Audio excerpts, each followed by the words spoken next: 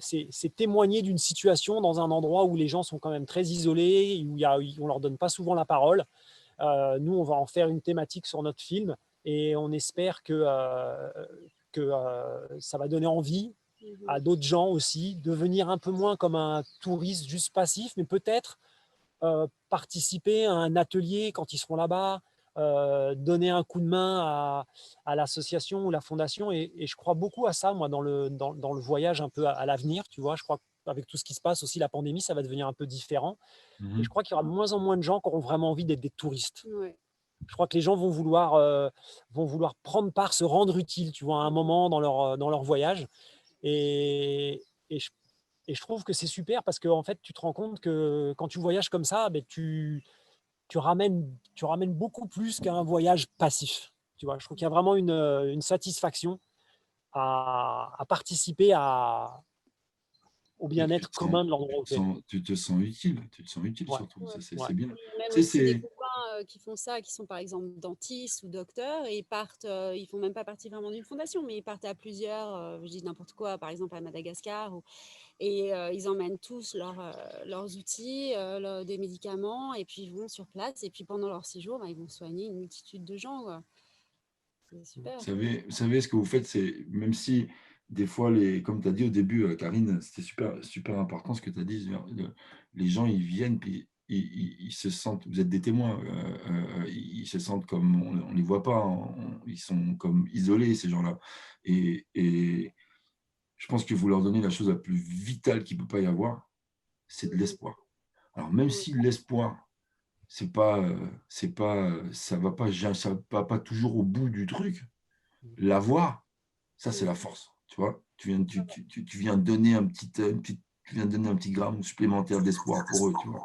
Et ça, je Et pense de que voyager, ouais, avec des enfants aussi, tu vois, quand on était en Colombie, justement, il y a un Colombien là, qui était venu me voir parce que j'étais avec Shadé qui avait donc 7 ans, et il pleurait. Il m'a dit, mais pour nous, c'est tellement une preuve d'amour de voir une personne comme toi, une étrangère, venir avec sa fille dans un des endroits où tu as justement tous les trafics de drogue et tout, même les Colombiens ne veulent pas y aller parce qu'ils pensent que c'est super dangereux.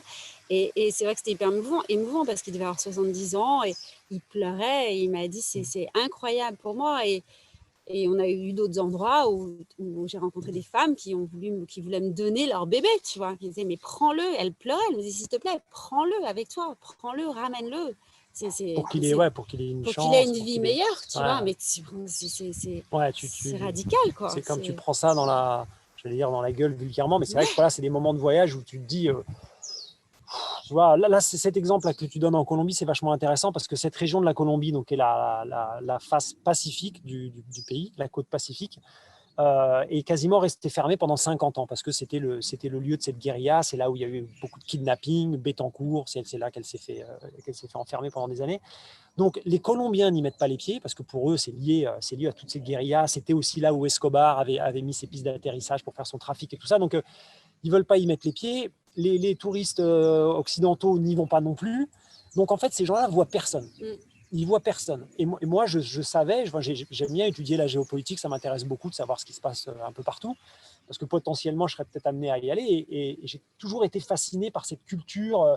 Euh, Afro-colombienne, la musique, je savais que c'était un endroit super beau. Et ça faisait 20 ans que je voulais aller là-bas. Et puis là, il y avait ce moment où je voyais que ils avaient fait un accord de paix quelques années avant, qui était respecté. Et je me suis dit, c'est le bon moment pour y aller. Bon, toi, nous, il faut qu'on fasse gaffe. On a 2 enfants quand même en bas âge, donc tu fais un petit peu gaffe quand même. Mais je me suis aperçu aussi qu'il faut toujours chercher un petit peu plus loin dans les informations qui te viennent. Qu'est-ce qui est safe, qui est pas safe. C'est vraiment une notion qui est très aléatoire, je trouve. Il ne faut pas toujours écouter ce qui est dit dans les médias, parce que bon, c'était déconseillé soi-disant d'aller là-bas, et en Mm. fait, c'est complètement pacifié. Et si tu veux vivre quelque chose d'extraordinaire, bah, tu te retrouves quand même dans un endroit où personne n'a mis les pieds pendant 50 ans, et tu as vraiment des Très rencontres humaines forte. Ouais. fabuleuses, quoi. Ouais. Et ça, je trouve que ça vaut le coup, tu vois, là, de sortir un peu des sentiers battus, de pas écouter toujours ce qu'on te dit. Ah non, vous savez, c'est dangereux. Qu'est-ce qui est dangereux, qu'est-ce qui est pas dangereux, c'est bien d'aller voir au-delà de ça. et puis